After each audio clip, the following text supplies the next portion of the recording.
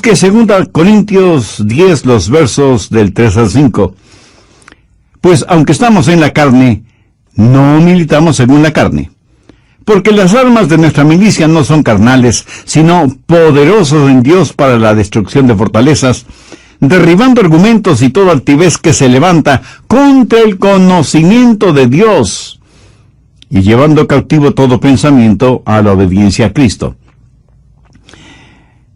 Toda vez que esta batalla es real, este mensaje no solo que es de advertencia, sino también un llamado a las armas. Pero también deseo que sea de ánimo, porque cuando usted nace de nuevo, nace para ganar. Dios no le salva para que viva una vida derrotada. Pablo dijo, mas a Dios gracias, el cual nos lleva siempre en triunfo en Cristo Jesús. El plan de Dios para cada uno de sus hijos es de triunfo y de victoria en nuestras mentes. Quiero destacar 3 puntos en esta batalla por nuestra mente. Primero, las armas de nuestro enemigo. Veamos nuevamente el verso 4. Porque las armas de nuestra milicia no son carnales, sino poderosas en Dios para la destrucción de fortalezas. Ahora, ¿quiénes son los participantes en esta guerra? ¿Quién ha declarado la guerra contra su mente, contra su alma? Nuestro enemigo no lo podemos ver física o carnalmente. Busque Efesios 6:12. Porque no tenemos lucha contra carne y sangre, sino contra principados, contra potestades, contra los gobernadores de las tinieblas en las regiones celestes. El diablo se ha ubicado en lugares estratégicos para hacerle la guerra a usted, y cuenta con una multitud de demonios para ese propósito. Son invisibles y están dedicados a la destrucción de su vida mental, dirigidos y bajo la autoridad del príncipe de las tinieblas que es Satanás. ¿Cuál es el trofeo en esta guerra? ¿Cuál es el campo de batalla? Veamos el verso 5. Derribando argumentos y toda altivez que se levanta contra el conocimiento de Dios, y llevando cautivo todo pensamiento a la obediencia a Cristo. Ahí lo tiene. Argumentos, conocimientos, pensamientos, como elementos de esta guerra por la posesión de su mente. Satanás quiere conquistarla para poder controlarle a usted y luchar contra Dios. Hay una diferencia entre su mente y su cerebro.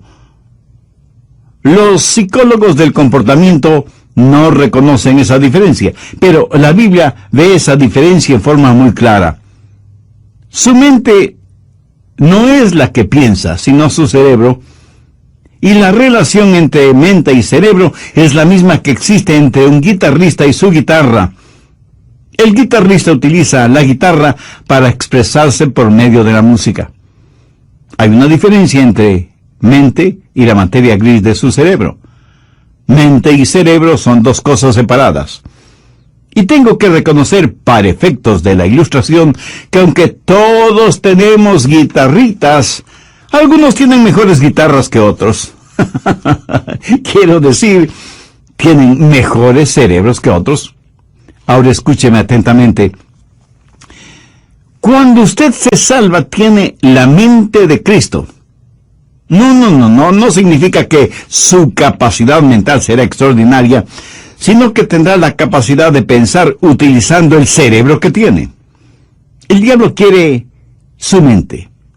Y el hecho de que usted tenga la mente de Cristo, el hecho de que usted haya sido salvado, no significa que la guerra se ha terminado para usted.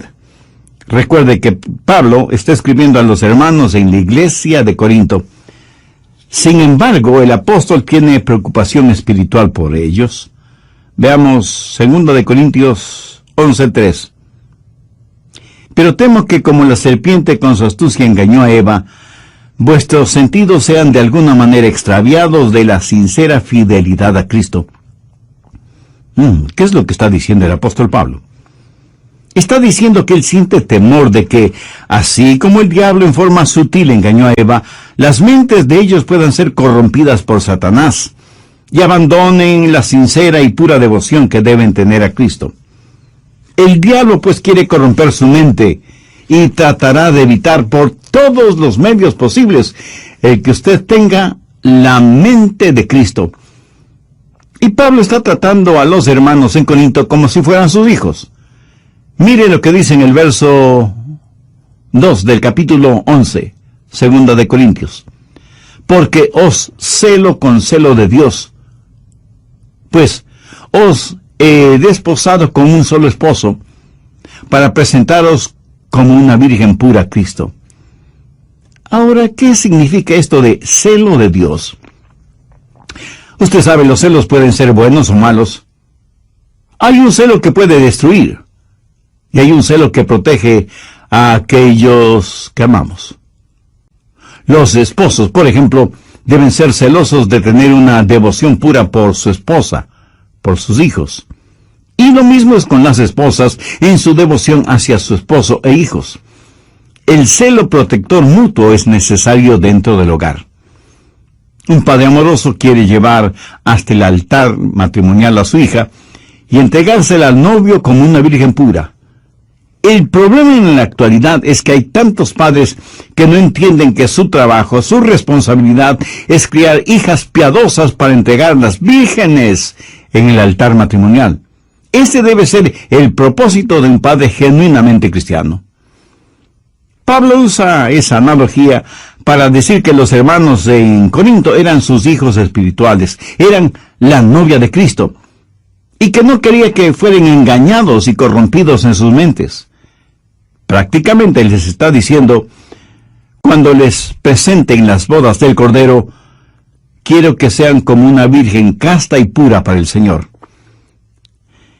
Tristemente tengo que reconocer que no hay suficiente pureza en las iglesias en nuestros días. Tal parece que las novias han perdido la capacidad de sonrojarse frente a las cosas impuras. La iglesia necesita recobrar la virtud de la pureza. Leí la historia de un hombre que vivió en Londres hace muchos años. Se le conocía simplemente como el señor Betts. Tenía un almacén de música. Un día un hombre vestido con harapos entró en el almacén y le dijo, necesito algo para comer. Por favor, quisiera comprar mi violín. El señor Betts le dijo que ya tenía muchos violines. Pero el harapiento insistió, es que estoy verdaderamente necesitado. Por favor, cómpreme el violín. El señor Betts le compró el violín, por lo que en Londres hubiera sido el equivalente de $5. El hombre tomó el dinero, lo guardó en sus harapientas ropas y se fue. El señor Betts, que era músico, puso el violín bajo su quijada y empezó a tocar. Armoniosas y resonantes notas salieron de ese violín. El señor Betts se sorprendió de la calidad del sonido del violín y con la ayuda de una vela trató de ver su interior y pudo distinguir dos palabras: Antonio Stradivarius. Y se dio cuenta que tenía un verdadero tesoro en sus manos. Y el hombre de harapiento se lo había vendido por el equivalente de $5. El señor Betts era un hombre bueno y honesto. Salió a buscar al hombre harapiento, pero nunca lo encontró. Muchos años después, el señor Betts vendió ese violín por $5,000. En la actualidad, un violín Stradivarius cuesta una verdadera fortuna. Ahora haga la analogía. Algunos jóvenes se venden muy barato cuando permiten que sus cuerpos se conviertan en sucios objetos de placer sexual, en vez de cuidarse y guardarse para aquella persona con la cual se casará. Pablo dice, como un padre quiere proteger a su hija para presentársela pura a Cristo, así quiero protegerles a ustedes que forman la iglesia para que tengan una mente pura y una sincera devoción por Cristo. Mi amigo, hay una batalla por su mente. El diablo quiere poseer su mente porque sabe que si puede tenerla, puede corromperla, puede alejarle del Señor Jesucristo. Vivimos en un mundo que tiene una mente totalmente corrompida. Y recuerde que, de acuerdo a Génesis 6, Dios destruyó a toda una civilización porque Todo designio de los pensamientos del corazón de ellos era de continuo solamente el mal. Por favor, busque Romanos 8:6. Porque el ocuparse de la carne es muerte, pero el ocuparse del Espíritu es vida y paz. Y en Proverbios 23:7 leemos, porque cuál es su pensamiento en su corazón, tal es él. O sea, la Biblia claramente enseña que necesitamos guardar, proteger nuestra mente. De paso, quiero decir algo para aquellos que pudieran estar cautivos en eso de la meditación trascendental. Eso es muy, pero muy peligroso. ¿Sabe lo que la meditación trascendental hace? Abre su mente para los espíritus diabólicos. A los practicantes de esta forma de ocultismo se les dice que deben entrar en un estado de meditación, a fin de hacer contacto con los espíritus. Mi amigo, eso es como irse por la noche a la cama, después de abrir todas las ventanas y todas las puertas, y esperar para ver qué o quién entra en su casa. Y usted dice, espero esta noche hacer contacto. Sí, a lo mejor hace contacto, pero con espíritus diabólicos. Su mente debe estar fija, firme en el Señor Jesucristo. El profeta Isaías dijo, tú guardarás en completa paz aquel cuyo pensamiento en ti persevera. El diablo quiere su mente para continuar con su guerra contra Dios. Y Dios quiere su mente porque es por medio de ella que Dios le habla, le alcanza. Busque Efesios 4, los versos 17 y 18.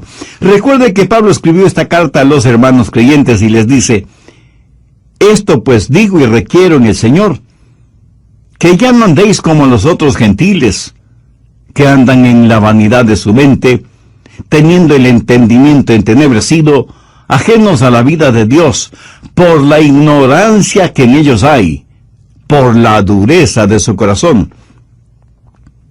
Cuando Dios se comunica con usted, lo hace a través de su mente. En la actualidad tenemos a personas que van a los servicios de adoración y ponen todo su énfasis en el emocionalismo. Permítame decir que Dios no se comunica por medio de sus emociones, porque las emociones son la parte más superficial de su naturaleza. La salvación es el trabajo profundo de Dios. La gente se emociona con el ritmo de la música, se les pone la piel de gallina y dicen que han tenido una experiencia con Dios, cuando la verdad es que solo han tenido un hipo emocional. Dios se comunica por medio de la mente, y no estoy hablando de un racionalismo o intelectualismo, hablo de que Dios se revela en su mente, y que Dios nos cambia, empezando con nuestra mente. En Efesios 4:23 Pablo dice, y renovaos en el espíritu de vuestra mente. Ahora, ¿cómo Dios le renueva a usted? En el espíritu de su mente. Usted puede cambiar su forma de vivir, cambiando su forma de pensar. Por eso en Romanos 12:12 el apóstol dice, no os conforméis a este siglo, sino transformaos por medio de la renovación ¿de qué? De vuestro entendimiento. Y aquí la palabra entendimiento significa mente. O sea que Pablo está diciendo que debemos ser transformados por medio de nuestra manera de pensar.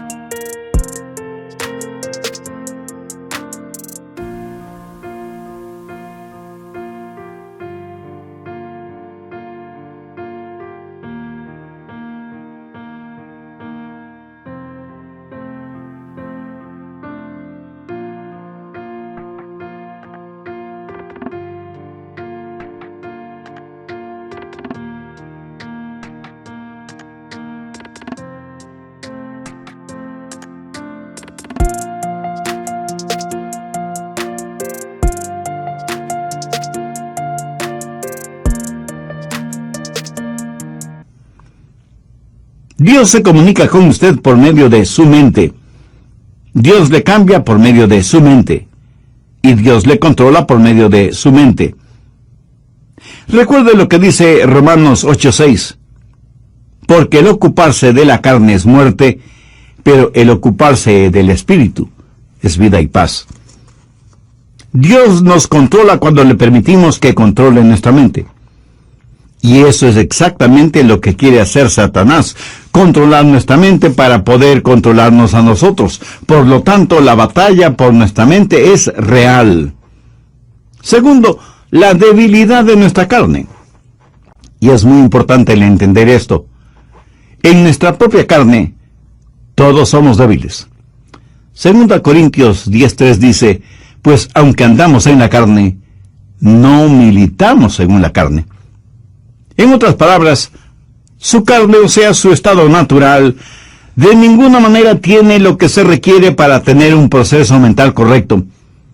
Y porque vivimos en la carne, todos tenemos problemas, desilusiones, enfermedades. Todos experimentamos las cosas mundanas de la vida. Y no piense que porque usted es ya salvo, va a vivir en un planeta diferente, inmune a las realidades de la vida y la tierra. Algunas personas se encierran en monasterios pensando que así vivirán vidas santas. Se cuenta de un hombre que decidió entrar en un monasterio cuya regla principal era el silencio. Podían decir solo 2 palabras. La batalla de la mente es contra Satanás. Y usted nunca podrá ser más listo que el diablo. Él se burla de nuestros esquemas, ridiculiza nuestras organizaciones, y aunque muchas personas piensan que esta batalla puede ser ganada por medio de la educación, eso no es cierto. Ahora escúcheme, de ninguna manera yo estoy en contra de la educación. Pero si usted educa a una persona que no conoce al Señor Jesucristo, lo único que hará es tener una persona más peligrosa, porque seguirá siendo un diablo, pero bien educado. Antes de ser salvo, yo tuve un amigo que era alcohólico y asistió a varios programas para rehabilitarse, pero luego aceptó al Señor Jesucristo como su Salvador, y esto es lo que él me compartió. Yo asistí a esos programas sin conocer al Señor Jesucristo. Era un borracho consuetudinario, y de esos programas salí siendo todavía un borracho, pero ahora tenía educación. Lo ve, la educación no es la respuesta. Pero tampoco la legislación es la respuesta para la mente. Las armas de nuestra guerra no son carnales. ¿Cree usted que las leyes pueden controlar la forma de pensar de los seres humanos? En la actualidad estamos tratando de tener leyes para controlar lo que pensamos. La ley castigará toda manifestación de odio, verbal o físico. Sin embargo, ninguna legislación puede obligarnos a amarnos unos a otros, o a odiarnos unos a otros. Las leyes solo pueden restringir la maldad, pero no pueden impulsar la bondad. Así que ni la educación ni la legislación son la respuesta. El medio ambiente tampoco es la respuesta. Pablo dice que las armas de nuestra guerra no son carnales, y la educación, la legislación y el medio ambiente son métodos carnales. Esas son cosas que la gente puede hacer sin el Señor Jesucristo. ¿Cree que si usted tiene un mejor medio ambiente, eso cambiará su manera de pensar? Bueno, solo quiero que recuerde que Adán y Eva se metieron en problemas estando en el jardín del Edén. Y usted no puede pedir mejor medio ambiente que ese, ¿no le parece? Sin embargo, ellos fueron engañados porque Satanás manipuló sus mentes. En una institución mental estaban tratando de determinar si ciertos pacientes estaban listos para ser dados de alta. Los pusieron en un cuarto, abrieron las llaves del lavabo hasta que el agua se desbordó, les dieron unos trapeadores y les dijeron que debían limpiar el cuarto. Si ellos empezaban a usar los trapeadores sin cerrar las llaves del agua, no estaban listos para ser dados de alta. ¿Sabe que eso es lo que estamos haciendo en nuestra sociedad? Estamos tratando de limpiarla, sin cerrar el flujo de agua. El problema está en nuestra mente, porque como pensamos, así somos. Y es de la mente, del corazón, que salen los actos de nuestra vida. En Lucas 6:45 leemos: el hombre bueno del buen tesoro de su corazón saca lo bueno, y el hombre malo del mal tesoro de su corazón saca lo malo, porque de la abundancia del corazón habla la boca. Tercero, las armas de nuestra batalla. Segundo de Corintios 10:4, porque las armas de nuestra milicia no son carnales, sino poderosas en Dios para destrucción de fortalezas. En los días de Pablo había una batalla. En un extremo estaba Pablo, y en el otro extremo, el Imperio Romano. El Imperio Romano había estado en existencia por 700 años, y tenía privilegio y poder. Tenía sus legiones romanas, una poderosa fuerza naval, el Senado romano, la ley romana, y parecía que toda la maldad del imperio estaba atrincherada en Corinto, en las mentes y corazones de la gente. Todo esto en contra de Pablo, pequeño judío, pero con un corazón lleno de Jesús, declarando la guerra a toda esa maldad. ¿Quién ganaría esa pelea? Pablo. ¿Cómo? No con armas carnales. Pablo habla de fortalezas en el verso 4, y se refiere a armas que tácitamente son poderosas en Dios para la destrucción de fortalezas. Las murallas de esas fortalezas iban a ser derrumbadas. ¿Qué clase de resistencia hubo en los corazones y mentes de los corintios entonces y en la actualidad en nosotros?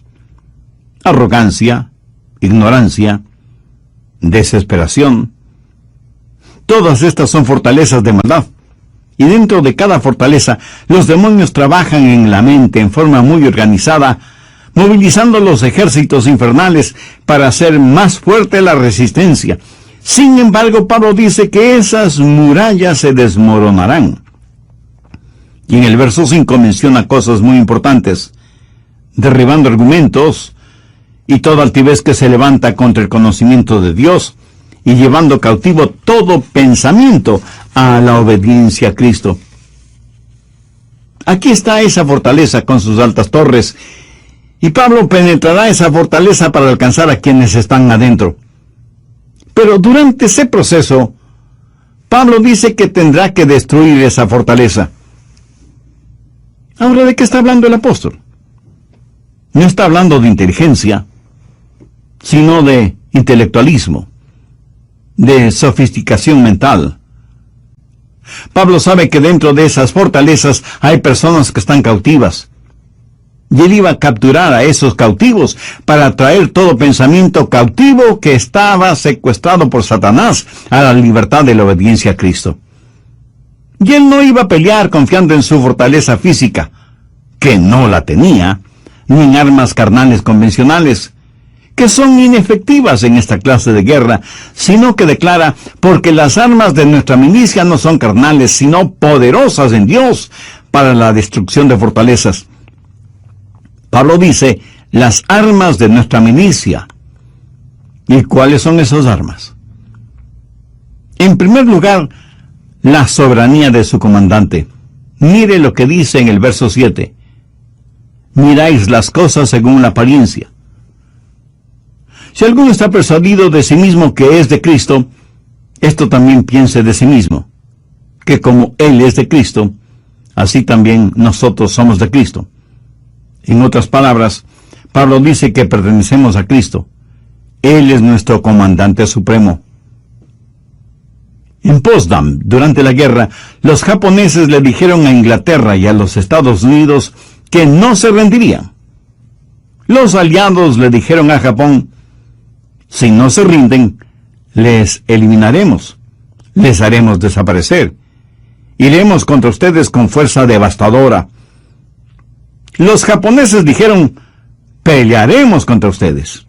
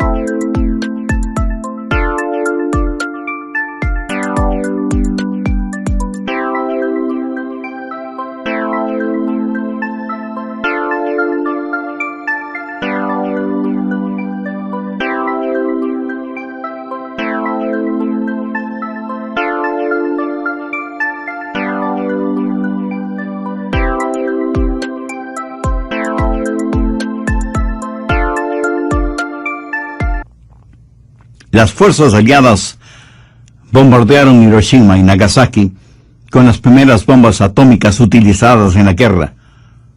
Los japoneses se rindieron después de que prácticamente casi fueron borrados de sobre la faz de la tierra.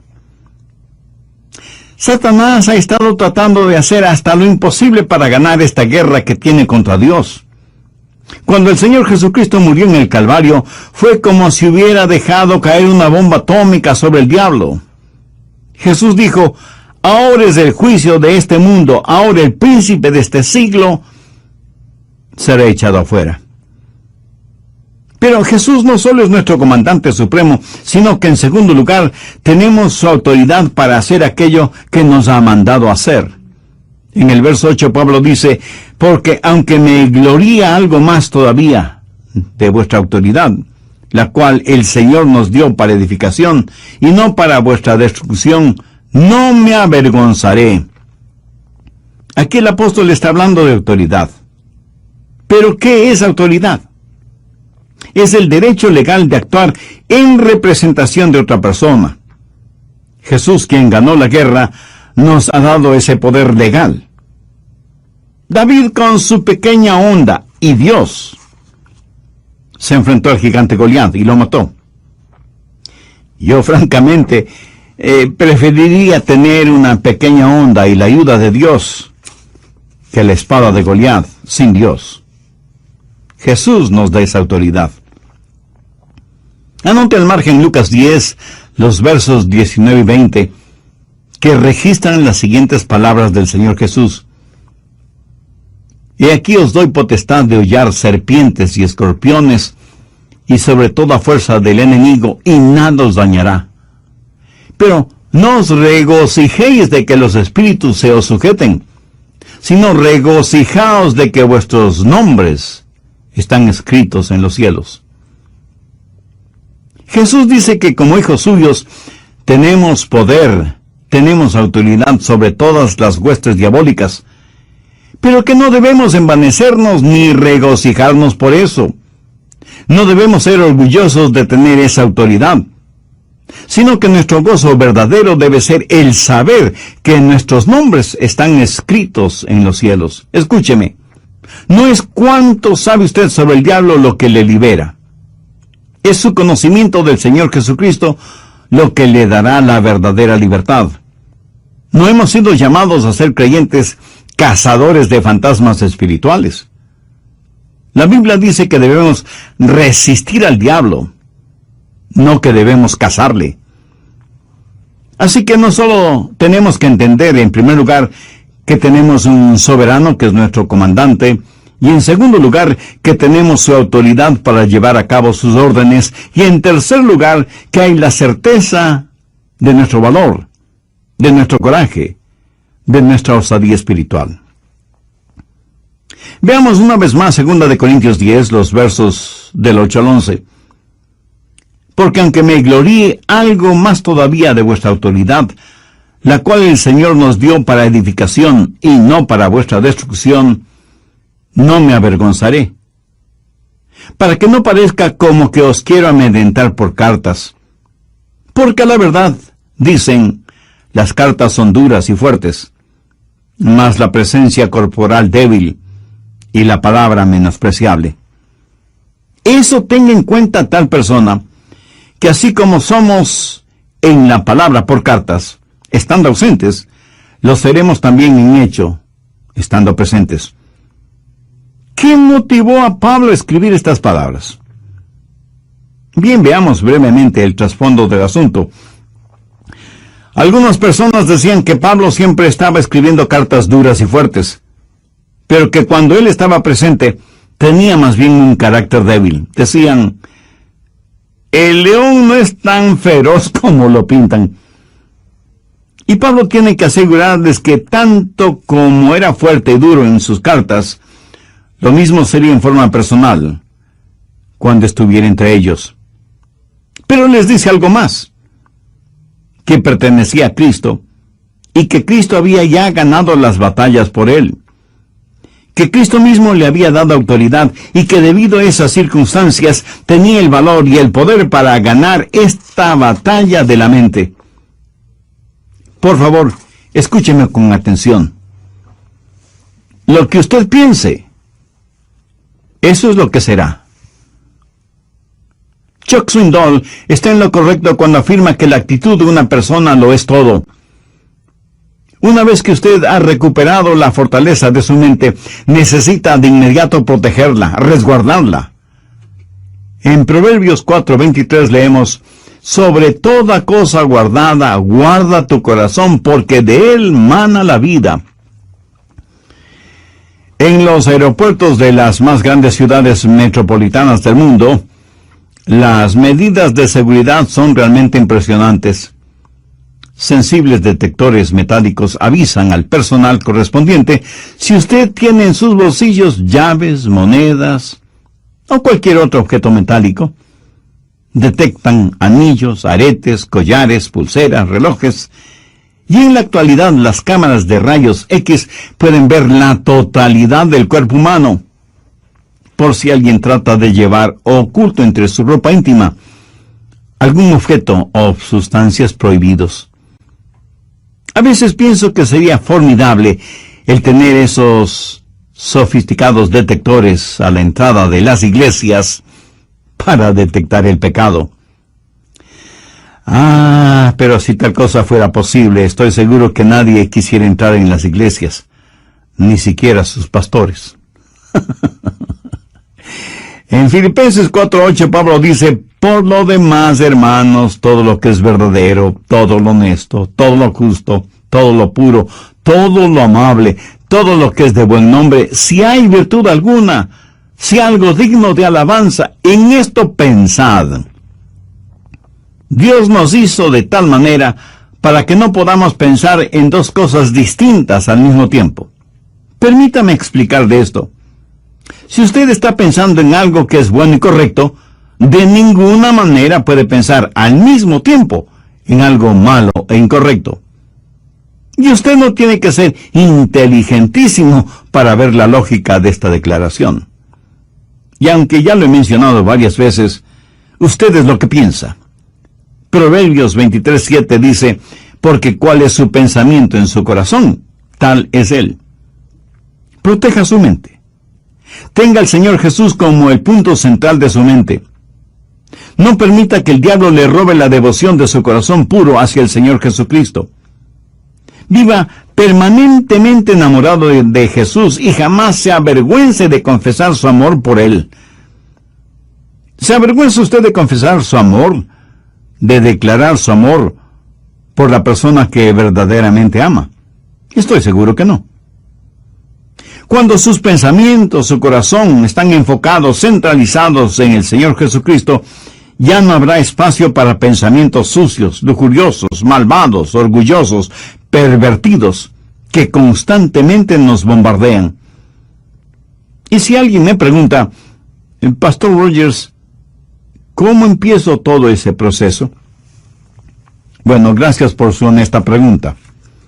Debo empezar diciéndole lo siguiente: comience entregando su corazón a Jesucristo. Pablo en 2 Corintios 4:4 dice: en los cuales el Dios de este siglo cegó el entendimiento de los incrédulos, para que no les resplandezca la luz del Evangelio de la gloria de Cristo, el cual es la imagen de Dios. Verá, su mente sin Cristo es realmente ciega a las cosas espirituales. No quisiera que Dios removiera esa ceguera espiritual al entregar su corazón a Jesús. Si todavía no es salvo, no quisiera hacer esa decisión este mismo momento. Si ese es el deseo de su corazón, quien quiera que usted sea y donde quiera que esté, le invito a orar conmigo la siguiente sencilla oración.